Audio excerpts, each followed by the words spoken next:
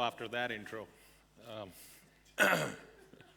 well, I can tell you, if you want to make enemies, try and change something. I know that from personal experience. Try this one. If you don't change the direction where you're going, you may land up where you're headed.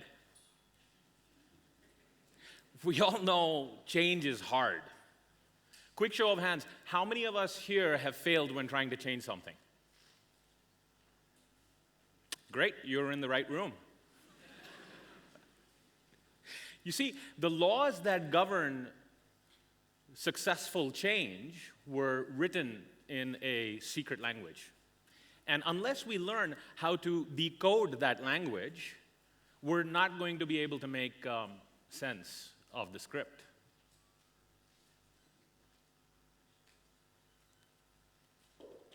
Good afternoon. I am very honored to be here in the distinguished company of my fellow speakers and this wonderful audience. As you've probably figured out by now, I will be talking about transformational change in life and more specifically in business. How about this quote? If you change the way you look at things, the things you look at change. But it's not very easy to try to change the way you look at things, especially in the heat of the moment. I mean, there's a lot of failure involved. You try and you try again, and then at some point you break through.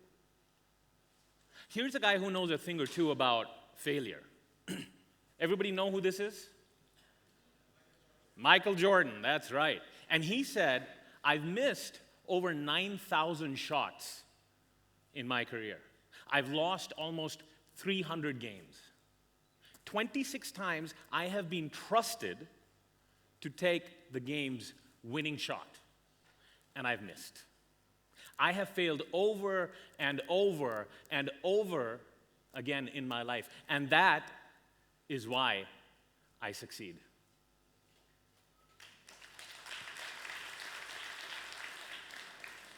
With that context in mind, I'd like to give you 3 concepts that govern transformational change. Let's see what they are. Fire, expectations. And yeah, I know I'm the guy who stands between you and lunch, so fish. But what does this stuff have to do with transformational change? Let's find out. Concept 1, what do you think you're looking at on the screen?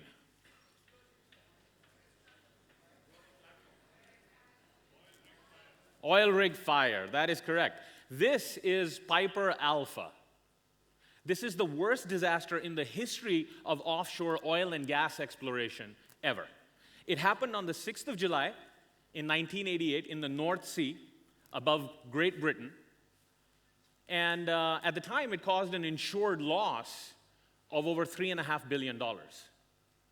What's worse is the fact that 167 people, nearly 3/4 the population on board the rig that day, died in this catastrophe. 3 days after the incident, Ted Koppel, the American broadcast journalist known as the anchor for ABC's Nightline News, travels over to the British Isles to interview one of the few survivors. He meets with a guy called Robert Carey. Now, when he meets with Carey, Carey is in a hospital bed, much of him covered in protective plaster. He'd been through a lot. He had, suffered 3rd-degree burns to nearly half his body. He had broken bones. He had overcome internal organ failure, but his mind was fully there. And he was on his way to make what must have been a very slow and painful recovery. So Ted gets straight to the point. And he says, Robert, what happened that night? And Robert, in his Scottish accent, says, well, I woke up hearing a loud bang. I came out of my room, which was on the top floor of the rig. All I could see was fire, and I jumped. So Ted listens to what he said, and he says, Robert, let me get this straight. You worked a 10-hour shift. You're tired. You go up to your tiny cube of a room, which is on the top floor of the rig. You've been sleeping an hour when this massive explosion wakes you up. You come outside, you're still groggy, the lights are all out. The entire platform is engulfed in fire with smaller explosions still going on all around you. And you jump. You jump from 150 feet, hundreds of miles from the closest shore or land, into pitch black sea. Now, Robert says, "That's about right, Ted." So he asks his next question, "Robert, why did you jump?" And Robert says, "Well, Ted, if I didn't jump, my ass would fry." And that, ladies and gentlemen, is what is known as the law of the burning platform. We human beings don't change until somebody sets our behind on fire.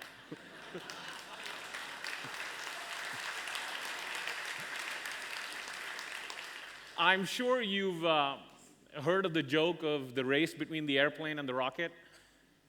Now, naturally, the airplane loses that race. So when the airplane loses, it asks the rocket, "Hey, rocket, how come you're so much faster than I am?" And the rocket says, "Let somebody set your butt on fire. You'll figure it out." The American psychologist, Virginia Satter, said it best when she said, "The certainty of misery," and listen carefully, "the certainty of misery is preferred to the misery of uncertainty." The absolute knowledge that we are going to be miserable is preferred rather than getting up, getting out of our comfort zone and doing something about it. Now, back when I was working in New York in the beverage alcohol business, I came across this burning platform story, and it made a great impression on me. I was 1 month into this company, and I was in a change management role, and it hit me. Nobody in the company, other than the ownership, knew that we were making a loss. Nobody knew we were bleeding red. Not even the senior management team fully understood that. Not the sales force, not even the people in accounting and finance, in what was a very secretively run $500 million family business. Now, I knew to change the company, we're going to have to change this mindset. And because I was a month old, at first I scratched my head, what the heck have I gotten myself into? But then I went to my boss, who was a co-owner, and was very supportive. He knew precisely what the problem was. And he said, "Sawan, do you know of stonemasons?" And I said, "Yeah, people who cut stone for a living, right?" And he says, "Yeah, it's a pretty unglamorous job. Imagine cutting stone all day long. But if you infuse those guys with the vision that the stone that they're cutting is going to be used to build a temple, I promise you we'll get their attention." And it was with that thought that we started what was a 2-year journey of transformational change. 3 months into the work, we presented our burning platform. And when we presented our burning platform, everybody came to know what had been keeping us up at night. It was a powerful moment. It went from being a nice-to-do project to being a must-do project. And people started to see it that way. Now, I can tell you, if we hadn't presented the context, there could have been a mass departure. We didn't want half the company resigning, the next day after learning the burning platform. So creating the context and then presenting the burning platform are 2 more pieces of that secret language that governs successful change. Concept 2, expectations. There's the story of this guy that demonstrates this concept with crystal clarity. Billy Martin. Billy Martin was the 5-time coach of the New York Yankees, one of the most celebrated teams in the world of baseball. Billy had a lot of problems. He couldn't hold a job for very long, obviously. He was insubordinate, challenging the opinions of leaders above him. He was argumentative, never shying away from a yelling match. And to top it all off, he had problems with alcohol. But he was a fine coach. When he was asked how he led the Yankees to victory, winning the World Series, He responded without hesitation. He said, that's really straightforward. At the end of every training season, before we head out into the real games, every single one of my players believes that he's starting the season batting 1,000, not 0. Now, think of the brilliance of this perspective. Billy may have been a difficult guy to manage. There was a lot wrong with him, but he certainly knew what to expect from his players and how to make them feel about it. In the business world, we have performance evaluations, and they typically come at the end of a performance cycle. Now, I'm not saying there's anything wrong with that. I think there's great value to understanding someone's effectiveness against the set of tasks they have to achieve. But since psychologically, expectations serve as the upper limit on performance, why do we not treat our employees and our associates with that needed boost of confidence up front that makes all the difference in the world? Why don't we do that? It's just a demonstration of our commitment to the team's success. Concept 3, and I know people are getting hungry. There's a statement that says a fish rots from the head first. In the body of a fish, in the anatomy of a fish, most of the organs are concentrated around the head. So when it begins to rot, the spoil typically sets in around the head and then spreads to the rest of the body. Now, it's no different running a management company, running any company. Because if the management team is only going to talk the talk and not walk the walk, I can guarantee you're setting yourself up for failure. They have to find the motivation to begin. They have to find the commitment to stay the course. I mean, these guys need to be involved from the design of that change campaign to the victorious celebration afterwards. High-performance leaders have to do a lot of contingency planning. Where are you going to encounter resistance? How are you going to win mission-critical support? Are there meaningful points of input for the team in the design and the implementation of the changes? How's this going to impact people's roles at work and their lives at home? Now, the reason I'm telling you this is because when our change campaign got underway, it would typically go like this. I would be introduced by the head of the department to the people, to his team or her team, and the team would be told how incredibly important this whole thing is. And then, after the introduction, the head of the department would begin to leave the room.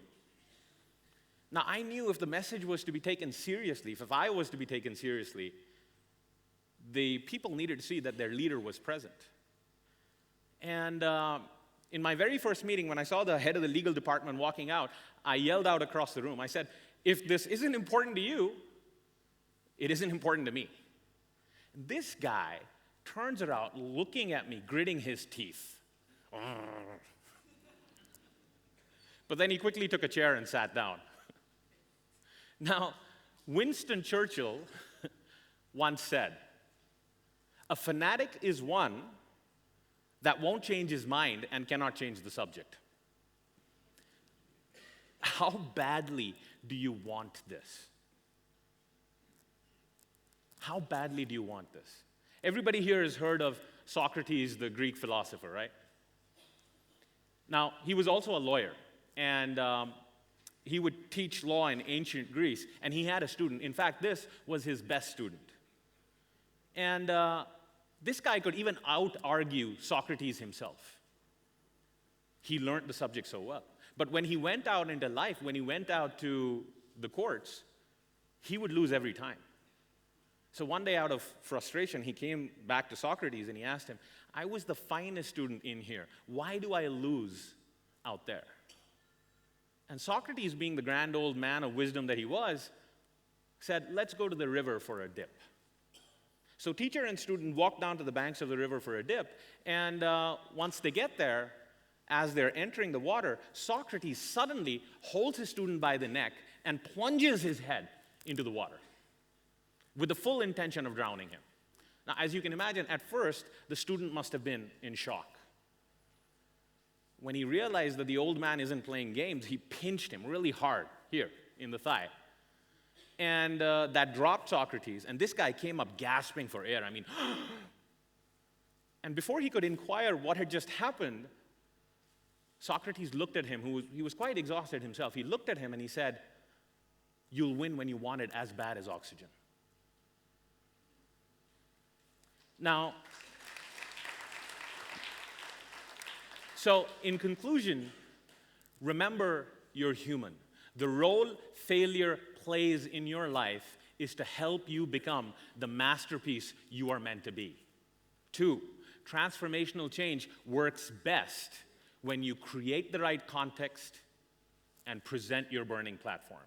3, when you go to work tomorrow, take stock of what is your expectation from your team, from the people in your office. Give them a score between 0 to 10, 10 being the best, and then tear that paper up and give everybody a 10. And lastly, God is in the details. Transformational change cannot be delegated. Get committed and get involved. At lunch, I want you to think about one thing. Are you clear enough? How badly do you want this? Thank you very much for your time and have an exceptional conference. Namaskar.